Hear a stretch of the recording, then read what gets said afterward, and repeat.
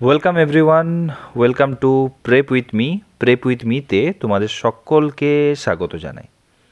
Prep with me এর যে 1000+ subscriber রয়েছে তাদের সকলকে অনেক অনেক ধন্যবাদ চ্যানেলটাকে সাপোর্ট করার জন্য, চ্যানেলটার পাশে থাকার জন্য এবং চ্যানেলটাকে নানানভাবে হেল্প করার জন্য।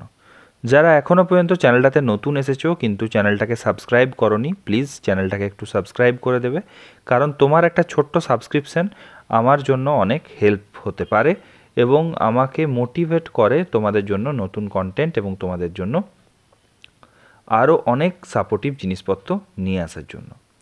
আজকে যে ব্যাপারটা নিয়ে আলোচনা করব সেটা তোমরা অলওয়েজ জানো, সেটা হচ্ছে যে আমাদের একটা পেড ইন্টারভিউ গাইডেন্স ব্যাচ চলছে।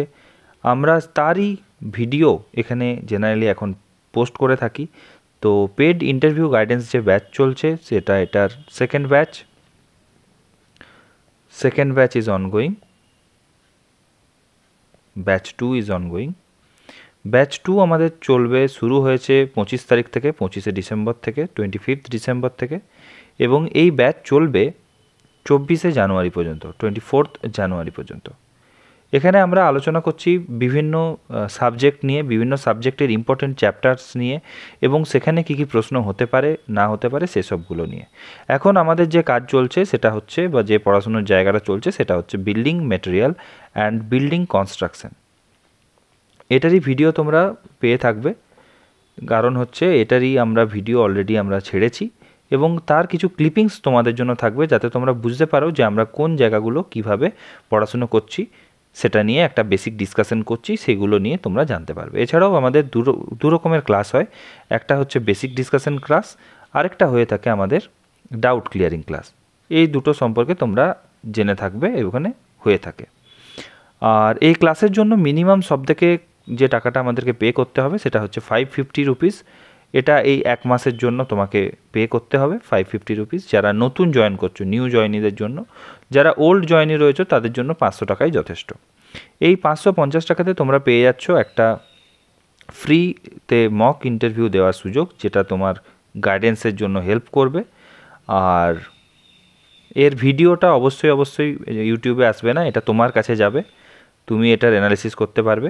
এছাড়াও 2 থেকে 3টে ক্লাস পাবে হচ্ছে উইকে, প্লাস হচ্ছে তুমি ব্যাচ 1-এর যে ভিডিওগুলো রয়েছে, ব্যাচ 1-এর যে রেকর্ডেড ভিডিও রয়েছে এবং কিছু প্রাইম ভিডিওস রয়েছে, সেই সমস্ত ভিডিওগুলো দেখার কিন্তু সুযোগ তোমার কাছে রয়ে যাবে, যে তুমি এটা কিন্তু অ্যাপে পেয়ে যাবে। তাই কি করতে হবে, তোমাদের কোনো কিছু কোথাও যেতে হবে না, শুধু এই যে স্ক্রিনে দেওয়া যে নাম্বারটা এখন যেটা দেখতে পাচ্ছ 8345024034, এই নাম্বারে তোমরা কল করতে পারো অর হোয়াটসঅ্যাপ করতে পারো, অর এই নাম্বারেই তুমি কি করতে পারো, জিপে বা ফোনপে করতে পারো।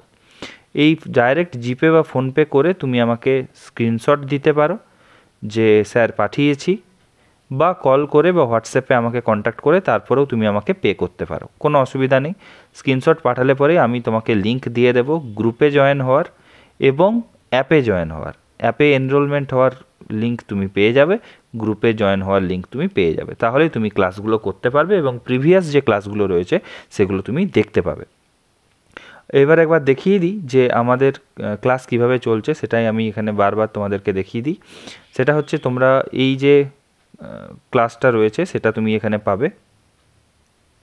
কি পাবে এখানে, এখানে তুমি যেটা পাবে সেটা হচ্ছে পেড ইন্টারভিউ গাইডেন্সের আন্ডারে এই যে তুমি দেখো লেসন সেকশন রয়েছে, লেসন সেকশানে এখানে তুমি এই 1, 2 করে পরপর ডাউট ক্লিয়ারিং ক্লাস সমস্ত কিছু পরপর দেওয়া রয়েছে, তুমি এখানে পেয়ে যাবে। তো অলরেডি আমাদের এখানে 64 জন এখন আমরা ব্যাচ 2-তে পেয়েছি। এর আগে প্রায় 115 জনকে আমরা একসাথে পড়িয়েছি এবং তাদেরকে মনিটর করিয়েছি এবং তাদেরকে গাইডেন্স করেছি। তো তোমরা যদি জয়েন করতে চাও অবশ্যই তোমরা জয়েন করতে পারো, নাম্বার যেটা বললাম সেই নাম্বারে তোমরা খুব সহজেই জয়েন করতে পারবে। এই যে নাম্বারটা এখানে শো করছে এই নাম্বারে তুমি কল, হোয়াটসঅ্যাপ, ফোনপে যেটা চাও, যেটা তোমার ইচ্ছে করে তুমি আমাদেরকে কন্ট্যাক্ট করতে পারো। আর আমরা বিল্ডিং ম্যাটেরিয়ালসের যে পার্টটা পড়িয়েছি সেটার ভিডিও আজকে রইলো, তার ক্লিপিংস তুমি দেখে নাও। Thank you. চ্যানেলটাকে ভালো লাগলে অবশ্যই সাবস্ক্রাইব করো। ঠিক আছে, আমি রেকর্ডিংটা অন করে দিলাম। রেকর্ডিং হতে থাক। আর সবাই একটু আমাকে জানিয়ে দেবে যে হোয়াইট বোর্ডটা দেখতে পাচ্ছ কিনা। হোয়াইট বোর্ডটা দেখতে পেলে একটু হ্যান্ড রেজ করে নেবে সবাই, একটু হ্যান্ড রেজ করে একটু বলো। 17 জন তো আছো, একটু হ্যান্ড রেজ করো। 8 জন, 8 জন দেখতে পাচ্ছ, বাকিরা হ্যান্ড রেজ করতে পারছো না। 10 জন, 11 জন, 11 জন দেখতে পাচ্ছ, এখনো 6 জন এখনো নেই। যাই হোক, দেখতে পাইনি, খুব ভালো। যারা দেখতে পাচ্ছ না তারা ভালো, আর যারা দেখতে পাচ্ছ তারাও ভালো। চলো আমরা দেরি করে লাভ নেই, কারোর জন্য অপেক্ষা করে লাভ নেই। ফার্স্ট টাইম আমি আজকে এতগুলো ক্লাসের ভিতর আমি দুঃখিত যে আমি 3-4 মিনিট মতো লেট হলাম ক্লাস শুরু করতে। ঠিক আছে, আমরা আজকের যে ব্যাপারটা নিয়ে আলোচনা করব, যে ব্যাপারটা নিয়ে পড়াশোনা করব, সেটা হচ্ছে বিল্ডিং কনস্ট্রাকশন। এবং বিল্ডিং কনস্ট্রাকশনে অলরেডি আমরা 2টো ক্লাস করেছি, আজকে 3 নাম্বার ক্লাস বিল্ডিং কনস্ট্রাকশনের। আজকে লেকচার 3, বিল্ডিং কনস্ট্রাকশন পার্টের আজকে লেকচার 3। তো এর আগে আমরা যে জিনিসগুলো নিয়ে আলোচনা করেছি সেটা একটু প্রিভিয়াস জায়গাটা একটু আমরা জেনে নিই, তারপরে আমরা আবার ফার্দার এই জায়গাটাতে আসব। সেটা হচ্ছে যে আমরা আলোচনা করেছি বিল্ডিং কনস্ট্রাকশনের বিল্ডিং মেটেরিয়াল গুলো নিয়ে, যে cement, sand, steel, aggregate, concrete, brick, block, bitumen, waterproofing agent, soil এবং মাইক্রো কংক্রিট, এগুলো যেগুলো ইউজ হয় তার প্রপার্টিজ, কোয়ালিটি কন্ট্রোল এবং এমটিসি, এগুলো নিয়ে আমরা আলোচনা করছি এখন। অলরেডি আগের দিনের যদি তোমরা কেউ ভিডিও দেখে থাকো তাহলে সেখানে তোমরা যে ভিডিওগুলো পাবে সেটা হচ্ছে সিমেন্টের, স্যান্ডের, স্টিলের, এগ্রিগেটের এবং লাস্ট কংক্রিটের আমরা আলোচনা করেছি। এই 4-5টা জায়গা আমরা আলোচনা করতে পেরেছি উইথ এমটিসি এবং সাইট কন্ট্রোল কিভাবে কাজ হয় সেটার উপরে। আজকে এর পর থেকে আমরা শুরু করব। আর এছাড়া আমরা বিল্ডিং কনস্ট্রাকশনের আরো একটা পার্ট পড়েছি, যেখানে আমরা স্ট্রাকচারাল পার্ট এবং ফিনিশিং পার্ট হিসেবে দুটো ভাগ করে দিয়েছি, সেগুলো নিয়েও আমরা আলোচনা করব। তো আজকে কোনো অন্য দিকে না যেয়ে আজকে আমরা ডাইরেক্ট চলে যাব কংক্রিটের পর কি কি জিনিসগুলো ছিল। যারা দেখোনি তারা পুরোনো ভিডিওগুলো দেখে নেবে, আশা করি তোমাদের অনেক হেল্প হয়ে যাবে। তো নতুন যে জায়গাটা রয়েছে সেটা আমরা যেটা পড়বো সেটা হচ্ছে ব্রিক।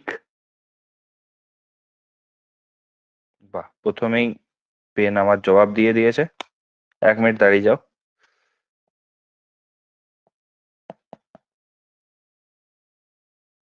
প্রথমেই যে ব্যাপারটা আমরা পড়বো, যেটা নিয়ে আজকে আমরা পড়বো সেটা হচ্ছে ব্রিক। তাহলে ব্রিক, ব্রিক আমরা জানি যে ব্রিক 2 রকমের হয়। কিরকম হয়? একটাকে আমরা মডিউলার ব্রিক বলি, আরেকটাকে আমরা বলে থাকি ট্রেডিশনাল ব্রিক। আচ্ছা, কেউ আমাকে বলতে পারবে যে মডিউলার ব্রিক কথাটার অর্থ কি?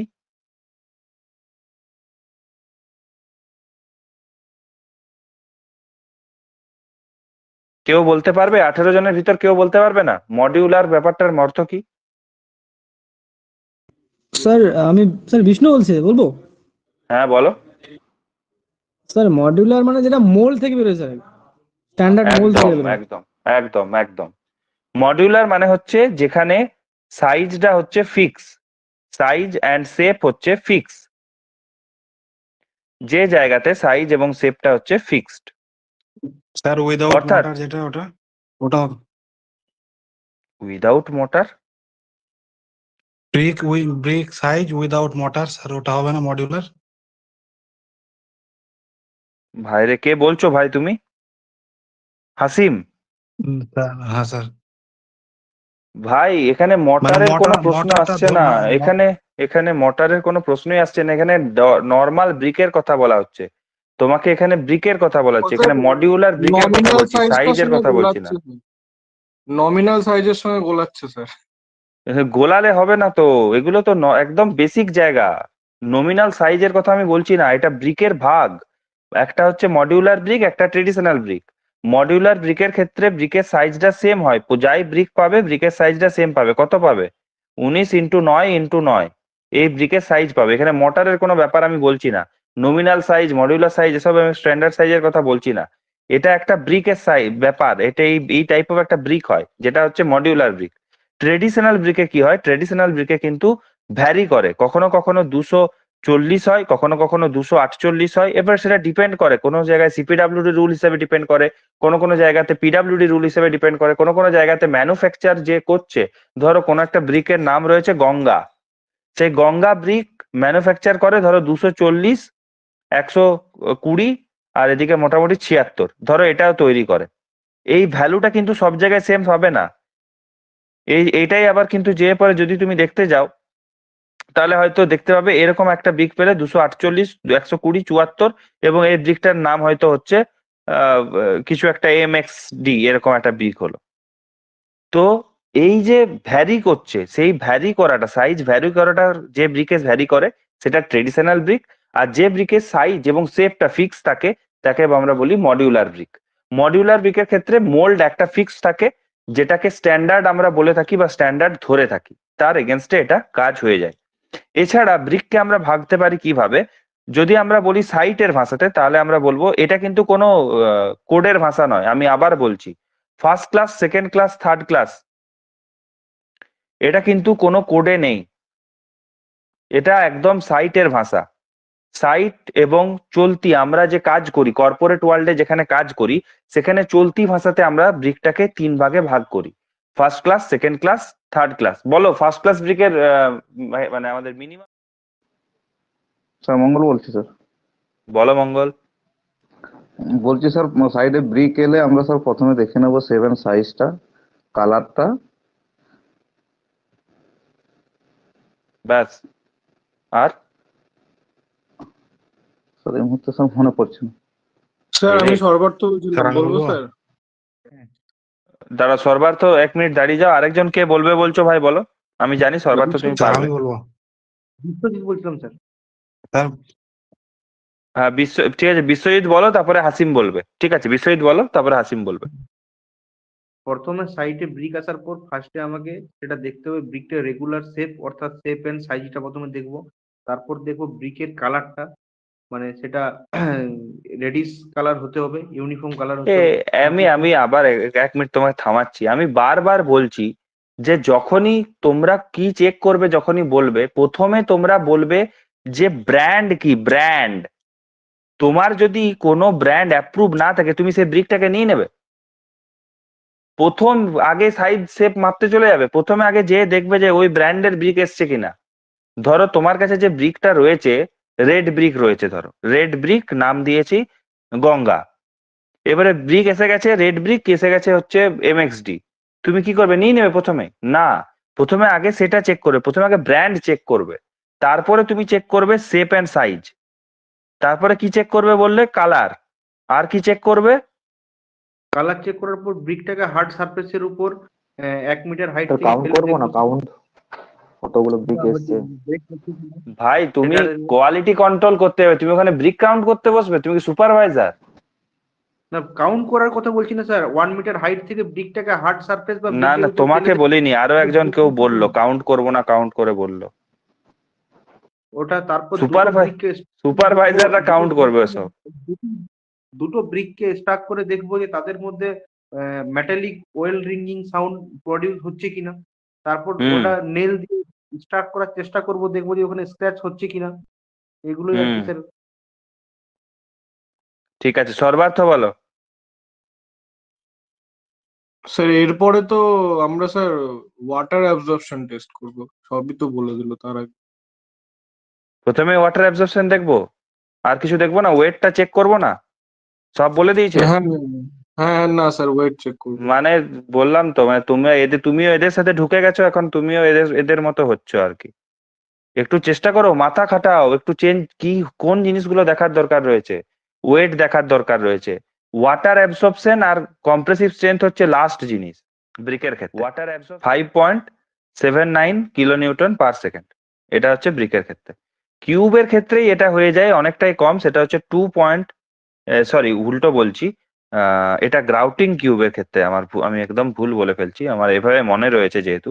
গ্রাউটিং কিউব যেটা ছোট ছোট হয়, অর্থাৎ যেটা হচ্ছে 100x100 থাকে, যেটা সে গ্রাউটিং কিউবের ক্ষেত্রে 2.88 kilo Newton per second pace rate থাকে।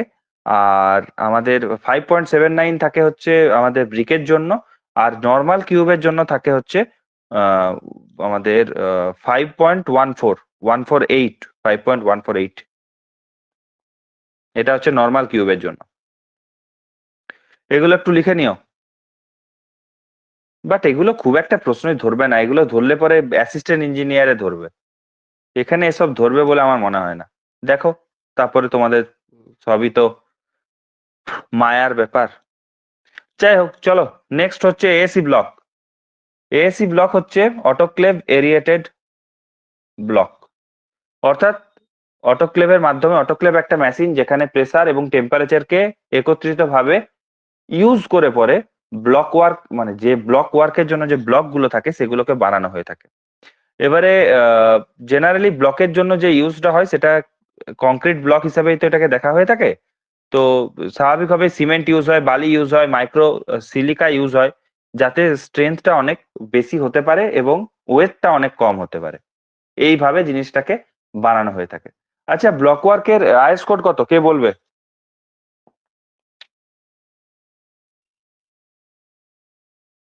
মঙ্গল বলো।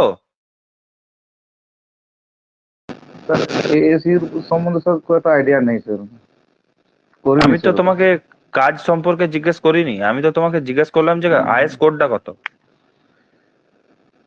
এয়ারেটেড অটোক্লেভ ব্লকের আইএস কোডটা কত? Sir is 2572। না স্যার জানা নেই। 2572 আছে, আরেকটা আছে 6014 রয়েছে। এটা কিসের জন্য? এটা হচ্ছে আবার ওই অটোক্লেভ এএসি ব্লকের সিওপি, কোড অফ প্র্যাকটিস। আরেকটা রয়েছে, সেটা হচ্ছে আমাদের 2185, যেটা হচ্ছে আমাদের ইম্পর্টেন্ট প্রপার্টিজ, কম্প্রেসিভ স্ট্রেংথ, এই সমস্ত জিনিসপত্র সম্পর্কে এখানে বলেছে। এটার পার্ট 3টা, বুঝতে পেরেছো?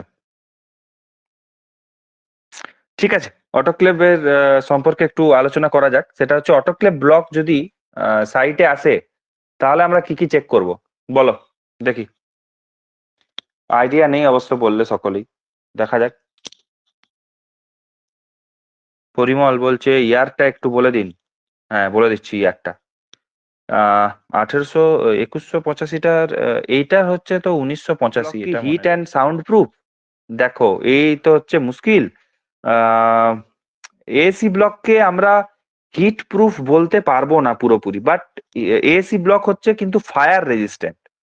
হিট প্রুফ বলাটা যায় না, হিট প্রুফ বলা যায় না, একদমই যায় না, কিন্তু ফায়ার রেজিস্ট্যান্ট বলা যায়। এবং ফায়ার রেজিস্ট্যান্স হয়, আর হ্যাঁ কিছু পরিমাণে এটা কিন্তু সাউন্ড রেজিস্ট্যান্স করে। হিট প্রুফ কথাটা আমি মানতে পারছি না, বা আমি আমার প্র্যাকটিক্যাল এক্সপিরিয়েন্সে একে হিট প্রুফ আমরা বলতে পারবো না। আমরা হিট প্রুফ কথাটা আমি বলতে পারছি না, হিট প্রুফ কথাটা ঠিক নয়। বাট হ্যাঁ কিছুটা পরিমাণ সাউন্ড রিডাকশন করে, সাউন্ড প্রুফ না, সাউন্ড রিডাকশন করে, সাউন্ড রিডাকশন করে। আর হিট প্রুফ বলা যাবে না, বাট হ্যাঁ ফায়ার রেজিস্ট্যান্স বলা যেতে পারে। ফায়ার রেজিস্ট্যান্স, ভালো ফায়ার রেজিস্ট্যান্স রয়েছে। আচ্ছা, সর্বার্থ বলছে এসি ব্লকে কি জিপসাম প্লাস্টার করা হয়? এসি ব্লকে জিপসাম প্লাস্টার করা যায়, আমাদের নর্মাল কংক্রিট সারফেসেও জিপসাম প্লাস্টার করা যায়, হ্যাঁ দুটোতেই করা যায়। কিন্তু এসি ব্লকে জিপসাম প্লাস্টারের ক্ষেত্রে আমরা করতে যে প্রবলেমটা পেয়েছি, আমি উত্তলিকা বলে একটা প্রজেক্ট রয়েছে কলকাতাতে, ওখানে যখন ছিলাম, উত্তলিকা দা কন্ডোভিল আমাদের, এটা হচ্ছে ইয়ের প্রজেক্ট ছিল আমাদের, অম্বুজা, বেঙ্গল অম্বুজা, হ্যাঁ হ্যাঁ বেঙ্গল অম্বুজার প্রজেক্ট ছিল। তো সেখানে যখন ছিলাম আমরা জিপসাম প্লাস্টার দেখার আমার সুযোগ হয়েছিল, তো জিপসাম প্লাস্টার করিয়েছিলাম। জিপসাম প্লাস্টারের যে প্রবলেমটা হয় সেটা হচ্ছে এখানের ময়েশ্চার। দেখো দিল্লি বা নর্থ ইন্ডিয়ার যে জায়গা, সেখানে কিন্তু আর্দ্রতা এতটা নয়, যেটা কিন্তু আমাদের এখানে কলকাতা বা অ্যারাউন্ড যে এরিয়া রয়েছে, আমরা যদি আমাদের এরিয়াও দেখি, আমাদের এখানে কিন্তু হিউমিডিটি অনেক বেশি, মানে রিগার্ডিং টু অন্যান্য জায়গার থেকে, যার কারণে আমাদের এখানে কুলারও খুব ভালো একটা চলে না, মানে কুলারে শান্তি পাওয়া যায় না। বাট তুমি যদি একটা দিল্লি বা যেখানে হট ওয়েদার রয়েছে এমপি টেম্পিতে, সেখানে কুলার ইউজ করলে কিন্তু অনেক আরাম পাওয়া যায়। তো জিপসাম প্লাস্টার কিন্তু ময়েশ্চারকে খুব ধরে নেয়, হ্যাঁ, এবং ময়েশ্চার ধরে নেওয়ার জন্য জিপসাম প্লাস্টারে কিন্তু অ্যাডহেসিভ নেচারটা অনেক কমে যায়। তো বুঝতেই পারছো যে জিপসাম প্লাস্টার কিন্তু সেজন্য আমাদের খুব একটা বেটার হয়নি, মানে হয়নি, চলেনি। আমাদেরকে ফিরে কিন্তু আবার আমাদেরকে নর্মাল প্লাস্টারে ফিরে আসতে হয়েছিল, নইলে আমরা নানান ধরনের, যেটাকে আমরা পাপড়ি বলি, পাপড়ি টাইপের হয়ে পেন্ট গুলো ধীরে ধীরে ধীরে ধীরে কিছু দিনের ভিতরেই কিন্তু ক্ষয়ে যাচ্ছিল, খুলে পড়ে যাচ্ছিল, ব্লিস্টারিং হচ্ছিল, এরকম নানান ধরনের প্রবলেম আমরা ফেস করেছি। যাই হোক, ঠিক আছে। যাই হোক, অনেকদিন পরে নিজের কাজের জায়গাগুলো আলোচনা করে ভালো লাগছে, বেটার জায়গা এগুলো। যাই হোক, ঠিক আছে, ইটস ওকে। এবারে আমরা চলে যাব যে জায়গাটাতে, সেটা হচ্ছে আমাদের বিটুমেন। যে টেস্ট হয় আর বিটুমেনের কি করতে হয় সেটা নিয়ে আমি এর আগে বলেছি। তোমরা আমাকে বিটুমেনটা একজন একজন করে বলবে, আমি বিটুমেনটা শুনবো। হ্যাঁ, তার আগে আমি একটু বলে নিই যে বিটুমিন কিন্তু শুধুমাত্র যে বিল্ডিং এ, রোডে ইউজ হয়, বিল্ডিং এ ইউজ হয় না, এরকম চিন্তা ভাবনা যদি কারোর রয়েছে, প্লিজ সেটাকে আগে মন থেকে বের করে দাও, তারপরে কিন্তু বিটুমেনের পড়াশোনাটা শুরু করো। বিটুমেন না না শুধুমাত্র যে রোডেই ইউজ হবে তার কোনো মানে নেই, বিটুমেন কিন্তু বিভিন্ন জায়গায় ইউজ হয়। বলতো বিটুমেন বিল্ডিং এ একটা বিটুমেন নিয়ে কথা হচ্ছিল, তোমরা সেটা শুনতে পেয়েছো তো, না সেটাও শুনতে পাওনি? হ্যাঁ হ্যাঁ স্যার, পেয়েছি। গোটা কিছু একটা হলো, নিজে নিজেই অ্যাপটা ইয়ে হয়ে গেল, আপডেট নিল, আপডেট নিয়ে কেটে বেরিয়ে গেল। যাই হোক, ওটা মনে হয় আর পাওয়া যাবে না। তো না, কোথাও না কোথাও রেকর্ডিং হয়ে আছে, হয়তো দেখবেন। দেখা যাক, ও এখন পরের দিন ছাড়া তো জানা যাবে না, এ তো আবার পরের দিন সকাল ছাড়া দিচ্ছে না। যাই হোক, ঠিক আছে, তোমরা তো ক্লাসটা করেছো, সেটাই যথেষ্ট, আর কি বলবো। বাকি ভিডিওটা গেল, টেকনিক্যাল এরার। আচ্ছা, বিটুমেন নিয়ে পরে কি আলোচনা হবে সেটা একটু তোমরাই করবে। সেটাই আমি বলতে চাইছিলাম যে বিটুমেন কিন্তু শুধুমাত্র রোডে ইউজ হয় এরকম নয়, বিটুমেন কিন্তু বিল্ডিং এ ইউজ হয়। তো আমাকে কে বলবে যে বিটুমেন বিল্ডিং এ কোন জায়গায় ইউজ হয়, সেটা আমাকে কে বলবে? স্যার সরবার তো বলছিল, আমি বলি। হ্যাঁ, বলো। স্যার বিটুমিন ডিপিসি তে আমরা ইউজ করতে পারি। এছাড়া হচ্ছে যে আমরা রুফে অ্যাজ এ ওয়াটারপ্রুফিং ম্যাটেরিয়াল হিসেবেও একটা বিটুমিনের শীট ইউজ করে থাকি অনেক সময়। একদম একদম। তাহলে শুধুমাত্র অনেকেরই ধারণা আছে বিটুমেন মানে হচ্ছে রোডে ইউজ হবে, মানে রোড ছাড়া বিটুমেন কোথাও আমরা স্যার ইউজ করি না। বিটুমেন ছাড়া আমরা স্যার, বিটুমেন তো আমরা জানি না বিটুমেন নিয়ে কি হবে, বা শুধুমাত্র রোডেই হবে তার কিন্তু কোনো মানে নেই। বিটুমেন কিন্তু আমাদের বিল্ডিং এও ইউজ হয়, বিল্ডিং এর ডিপিসির কাজে বিটুমেন ইউজ হয়, সেটা মাথায় রাখতে হবে। আর বিল্ডিং এর ডিপিসি শুধু না, আমরা অনেক জায়গাতেই আমরা করি, কি করি, নিচেও ওয়াটারপ্রুফিং কোট করি। নিচে নিচে মানে হচ্ছে ফাউন্ডেশনের উপরে আমরা ওয়াটারপ্রুফিং কোট করি। সেই যে ফাউন্ডেশনের উপরে ওয়াটারপ্রুফিং কোট যদি আমাকে করতে হয়, সেটাও কিন্তু আমরা বিটুমিনের মাধ্যমে আমরা কিন্তু করে থাকি। এটা কিন্তু মাথায় রাখতে হবে, বিটুমিন ইউজ হয় এখানে। এছাড়াও যখন আমরা উপরে ওয়াটারপ্রুফিং এজেন্ট হিসেবে আমরা কাজ করি উপরে রুফের ক্ষেত্রে, সেক্ষেত্রে তো বিটুমেন ইউজ হয়, সেটা তো আমরা জানি। যেটা আমরা করে থাকি পেন্স কি মার্টিন অ্যাপারেটাসের মাধ্যমে আমরা এটা করে থাকি। হোপফুলি আমরা সব জায়গাগুলোকে কভার করতে পারলাম, বিটুমিনের কাজ সম্পর্কে তোমাদেরকে অবগত করতে পারলাম যে বিটুমিন শুধুমাত্র রোডে ইউজ হয় না, বিটুমিন কিন্তু বাকি জায়গাতেও ইউজ হয়। তাই বিটুমিনের গ্রেড একবার চেক করে নেবে, আর এমটিসি যখনই আসবে সেখানে গ্রেডটাকে ভালো করে দেখবে, কোন ধরনের বিটুমিন রয়েছে এবং বিটুমিনের পিওরিটি কত পার্সেন্ট রয়েছে, এগুলো কিন্তু খুব সহজেই আমরা চেক করতে পারবো, যেটা আমরা দেখে নেব। এবং ফ্লোট টেস্টের মাধ্যমে আমরা কনসিস্টেন্সিটাও কিন্তু দেখে নেব। কারণ যখন আমরা নিচে ডিপিসি করব বা কোনো ক্ষেত্রে আমরা একটা ওয়াটারপ্রুফিং লেয়ার রাখার চেষ্টা করব, তো সেই সমস্ত ক্ষেত্রে বা যদি আমরা যেটা আমরা বললাম যে ওয়াটারপ্রুফিং করব অ্যাট ফাউন্ডেশন লেভেল, সেক্ষেত্রে কিন্তু আমাকে ফ্লোট টেস্ট করে দেখে নিতে হয় অনেক সময় যে বিটুমেনটার কনসিস্টেন্সি ঠিকঠাক রয়েছে কি নেই, এগুলো কিন্তু আমাদেরকে চেক করে নিতে হবে। এছাড়া আরেকটা জিনিস যে নিয়ে আমরা আলোচনা করব সেটা হচ্ছে মাইক্রো কংক্রিট নিয়ে আলোচনা করব। স্যার আচ্ছা বিটুমিন স্যার, একটা বিটুমিন কোশ্চেন কি সাইটে আসার পর স্লো সেটিং র্যাপিড সেটিং কিনা সেটা দেখা হয়? জেনারেলি মানে দেখা হয় না, তার কারণ হচ্ছে এটা জেনারেলি লিখে দেওয়া থাকে, স্যার এমটিসি পরিমল তে বলছি লিখে স্যার, দেওয়া থাকে। একটা কোশ্চেন ছিল স্যার। হ্যাঁ, বলো বলো বলো। স্যার ওই কোন টাইপ বিটুমিন স্যার ডিপিসি এর জন্য ইউজ করব কিংবা রুপের জন্য ইউজ করব, এটা স্যার কোথাও পেলাম না। কোন টাইপ অফ বিটুমেন? না ভাই, তুমি এগুলো ওরকম ভাবে পাবে না, কারণ রূপে যখন শীত আমরা asphalt মনে ডিপিসি, হয়। আমি একটু বলে দিই, তারপরে তোমাদের কাছ থেকে নিচ্ছি অ্যান্সার। তো এইভাবে তুমি পাবে না, তুমি যেটা পাবে সেটা হচ্ছে যে ধরো ডিপিসি, মানে একটু ভাবো যে ডিপিসি বা যখন আমরা নিচে ওয়াটার প্রুফিং করছি একদম বেস লেভেলে, ফাউন্ডেশন লেভেলে, সেক্ষেত্রে তোমাকে সবসময় বিটুমিনের ক্ষেত্রে এমন কিছু ইউজ করতে হবে যেটা বিটুমিন ইমালশন হিসেবে কাজ করে। বুঝতে পেরেছো? এবারে সেটা তোমাকে ডিপেন্ড করতে পারে, VG10 হতে পারে, VG20 হতে পারে, তোমার ডিপেন্ড করবে, সেটা তোমার স্পেসিফিকেশন ওয়াইজ ডিপেন্ড করবে, কিন্তু বিটুমিন ইমালশন হবে সেটা। এছাড়া কি রয়েছে, এছাড়া আমরা করতে পারি হচ্ছে যেটা উপরে করছি, অর্থাৎ ছাদে রোদ পাবে যেখানে, সেখানে আমরা ম্যাস্টিক অ্যাসফল্ট করতে পারি। করতে পারি তো? হ্যাঁ করতে পারি। বা হ্যাঁ স্যার, নর্মাল করতে অ্যাসফল্টও করতে পারি, নর্মাল অ্যাসফল্টও করতে পারি। সবসময় ম্যাস্টিক হতে হবে তার কোনো মানে নেই। এবার আমরা চলে আসি ছাদেরটাকে কি যেটাতে, সিট সেটা হচ্ছে asphalt বলে স্যার? ছাদেরটাকে কি সিট asphalt বলে? করা যেতেই পারে, সিট অ্যাসফল্ট করা যেতেই পারে, সেখানে সিটের মতো হলেই সিট অ্যাসফল্ট হবে, অসুবিধা কিছু নেই। সব এগ্রিগেটের ওটাকে তো মিশ্রণের টার্ফেলিংও চেঞ্জেস, বলা হয়। কোনোটাই এগ্রিগেট বেশি থাকবে, কোনোটাই কম থাকবে, কোনোটাই স্যান্ড থাকবে না, এই ভাগগুলোকে ভেঙে দিলেই তোমার হচ্ছে অলরেডি তুমি সেই জিনিসগুলো পেয়ে যাবে। আর জেনারেলি যে বিটুমিনটা ও ছাদে ইউজ হয় সেগুলো জেনারেলি একদম পুরো টোটাল পেপারে, মানে মুড়ে পরে আসে, দেখেছো, রোল্ড পেপারের মতো। তুমি হিট দেবে, বসাবে, তো ওটাকে জেনারেলি টার্ফেলিংও সেটাকে বলা আমরা, হয়। হ্যাঁ হ্যাঁ ওটাকে টার্ফেলিংও বলা হয়তো। হ্যাঁ, ছাদে বলা যেটা যেতেই দেওয়া পারে, হয়। টার থাকলে টার পেন্টিং হবে, টার হলে টার পেন্টিং হবে, বিটুমিন থাকলে বিটুমিন হবে, টার আর বিটুমিনের ভিতর পার্থক্য নেই? হ্যাঁ হ্যাঁ হ্যাঁ, তাহলে আছে। দেখতে পাচ্ছ কি পার্থক্য আছে টার আর বিটুমিনের ভিতরে, বলো তো? স্পেসিফিক গ্র্যাভিটি ডিফারেন্স আছে।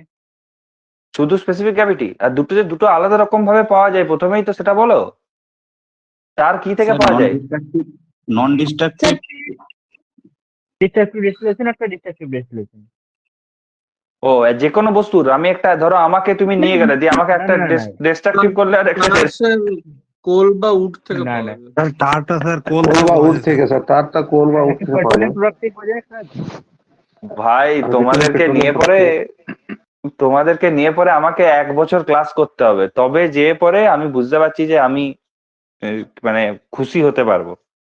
তোমার বেসিক গুলো তোমরা একদম, মানে বেসিক গুলো জানো না একদম। তুমি বলছো যে একটা বস্তুকে নিয়ে তার ডিস্ট্রাকটিভ করবো একটাকে, মানে কি বলবো, হাসবো কানবো, নিজের উপর আমার ইয়ে লাগছে, কোথায় টার আর কোথায় হচ্ছে বিটুমেন। যাই হোক, টার আর বিটুমিনকে এক বলে ফেলো না আবার ওখানে যেয়ে পরে, যদি বলো তাহলে চাকরি মাকরি তো দেবে না। দেখো, চেষ্টা করো। অবশ্য এক একজনের যা নাম্বার রয়েছে, একজনের তো 190+ নাম্বার রয়েছে, তাদের অবশ্য টার বিটুমিন গুলিয়ে গেলেও অসুবিধা নেই। যাই হোক, অসুবিধা নেই, সেগুলো নিয়ে আলোচনা করে লাভ নেই। যেটা আমি আলোচনা করব সেটা হচ্ছে মাইক্রো কংক্রিট। তো মাইক্রো কংক্রিটের ব্যাপারটা কি, দেখো, মাইক্রো কংক্রিট নামটাতে শুনে পরে মনে হচ্ছে যেন কংক্রিট, কিন্তু না, অ্যাকচুয়ালি এটা কংক্রিট নয়, এটা ওয়ান টাইপ অফ মর্টার, যেখানে সিমেন্ট রয়েছে, বালি রয়েছে এবং এগ্রিগেটের ডাস্ট রয়েছে। কিন্তু যখন তুমি এটাকে জল দেবে নর্মাল কনসিস্টেন্সিতে, অ্যাজ পার ইওর যেরকম তুমি কনসিস্টেন্সি চাইছো সেই হিসাবে, তখন তুমি দেখতে পাবে যে এটা কিন্তু একটা ফ্লোয়েবল কংক্রিটের মতো তৈরি করবে। এবং যেহেতু এগ্রিগেট ছাড়াও এতে অনেক সময় কিন্তু মাইক্রো সিলিকা মেশানো থাকে, তাই এরা কি হয়, হ্যাঁ, rapid rapid moisture moisture meter. Meter. Right right right, good good, rapid moisture meter. এছাড়াও স্যান্ডবাথ মেথড রয়েছে, এই সমস্ত বিভিন্ন রকমের টেস্ট করে আমরা কিন্তু সেটা বের করতে পারি। আচ্ছা, এখন কিন্তু আরো একটা প্রসেস নতুন বেরিয়েছে, এটা আমার সাউথ পয়েন্ট স্কুলেই দেখার সুযোগ হয়েছিল, সেটা হচ্ছে এখন কিন্তু রেডিও অ্যাক্টিভ ওয়েবস বের পাওয়া যায় মাটিতে, একটা আমি নামটা ভুলে গেছি, এই প্রসেসটার নামটা আমি ভুলে গেছি। যাই হোক, রেডিও অ্যাক্টিভ ওয়েবস এর মাধ্যমে আমরা কিন্তু direct, cobalt 60 radio active material নিতে হয়। হ্যাঁ হ্যাঁ, টেস্টার নামটা মনে আছে? হ্যাঁ ওটাকে, আমার মনে পড়ছে স্যার নিউক্লিয়ার ডেন্সিটি, এরকম কিছু একটা নাম আছে। হ্যাঁ এরকম নিউক্লিয়ার ডেন্সিটি টেস্ট। ঠিক আছে, যাই হোক, স্যার আমারও ঠিক এই মুহূর্তে মনে পড়ছে না, আমারও মনে পড়ছে না, হয় আমারও এরকম হয় মাঝে মাঝে, ভুলে গেছি, আমিও ভুলে গেছি। যাই হোক, এগুলো মনে পড়লে তোমাদেরকে বলবো। তো রেডিও অ্যাক্টিভিটির মাধ্যমে আমরা আনডিস্টার্ব সয়েল স্যাম্পেল, ভাবো আনডিস্টার্ব সয়েল স্যাম্পেলের ময়েশ্চার কন্টেন্ট ইনবিল্ট বসে বসে বের করে দিচ্ছে। মানে আমরা কতটা এগিয়ে গেছি আমাদের কাজে, খুব সহজে সেই জায়গাগুলো আমরা করতে পারছি। Radiation method. Field test. হ্যাঁ, radiation method, right radiation right method ছিল। রাইট। হ্যাঁ হ্যাঁ। গুড গুড গুড, কোবাল 60 দিয়ে রেডিয়েশন মেথড, গুড। যে বলেছো খুব ভালো বলেছো, খুব ভালো মনে করেছো, রেডিয়েশন মেথড, গুড। তো এই হচ্ছে ব্যাপার। এবারে আমি চলে আসি, এই হচ্ছে বিল্ডিং মেটেরিয়াল, এর বাইরে কোনো বিল্ডিং মেটেরিয়াল নেই। কি টেস্ট করতে হবে, কেন করতে হবে, কি ব্যাপার করতে হবে, আশা করি তোমরা সকলে বেশ ভালোভাবে সেই জিনিসগুলো বুঝে গেছো। এরপর হচ্ছে চেকলিস্টে আসবো আমি, যে যতগুলো মেটেরিয়াল তুমি বললে না, এর ইনকামিং মেটেরিয়াল চেকলিস্ট বানাতে হয়। প্রত্যেকটা মেটেরিয়ালের একটা ইনকামিং চেকলিস্ট থাকে। কি না, ইনকামিং চেকলিস্ট মানে হচ্ছে যখন মেটেরিয়ালটা আসছে, যেগুলো আমি চেক করছি, ফিল্ড চেক হোক বা ল্যাব চেক হোক, তার পুরো একটা রিপোর্ট বানাতে হয়। সেটার ইনকামিং চেকলিস্টের রিপোর্ট বানিয়ে তাতে রিপোর্টকে অ্যাড করতে হয় যে এর কম্প্রেসিভ স্ট্রেন্থ এত, এর ওয়াটার অ্যাবজর্পশন এত, এর সয়েলের ওএমডিডি এত, ওএমসি এত, কার্ভ এত, হেনা তেনা, এগুলো করে তার রিপোর্ট আমাকে কিন্তু আলটিমেটলি আমাদের ক্ষেত্রে প্রাইভেট কোম্পানিতে বিলিং ইঞ্জিনিয়ারকে জমা করতে হয়। বিলিং ইঞ্জিনিয়ার কি করে, সেটা ক্লায়েন্টকে জমা করে। তো স্বাভাবিকভাবে তুমি যখন অ্যাজ এ পিএসসি যেই কাজ করবে, আমি আগেই বলেছি তুমি কিন্তু এখানে কন্ট্রাক্টর নও, তুমি এখানে কনসালটেন্টের মতো কাজ করবে। তার কারণ হচ্ছে তুমি এখানে পুরো ক্লায়েন্টও নও, তোমার উপরে বস রয়েছে, আবার তুমি কিন্তু একদম কন্ট্রাক্টরও নও, তুমি কিন্তু মিডিল ম্যান, অর্থাৎ কনসালটেন্সি পার্সন হিসেবে তুমি কাজ করবে। তোমার কাজ হচ্ছে কাজের মনিটরিং করা এবং ডকুমেন্টেশন বানানো এবং ডকুমেন্টেশন করা, কারণ তোমারও অডিট হবে। তাই এই সমস্ত ডকুমেন্টকে বানিয়ে নিজের কাছে রাখা এবং হায়ার অথরিটিকে দেওয়া হচ্ছে তোমার কাজ। এটা কিন্তু মাথায় রাখবে। ইনকামিং মেটেরিয়াল গেল, এবারে চলে আসছি আমরা, এছাড়া এখানে আর কিছু নেই সেরকম, এই জায়গাগুলোর বাদ দিয়ে কিছু ব্যাপার নেই, এগুলোর কোনো জায়গা নেই। আমরা বিল্ডিং কনস্ট্রাকশনের মেন পার্টে এবারে ঢুকবো। মেন পার্টটা আমরা একটু পড়বো 5 থেকে 10 মিনিট কাছাকাছি, তারপরে আমরা বন্ধ রাখবো। নেক্সট পার্ট আবার আমরা কালকে শুরু করব।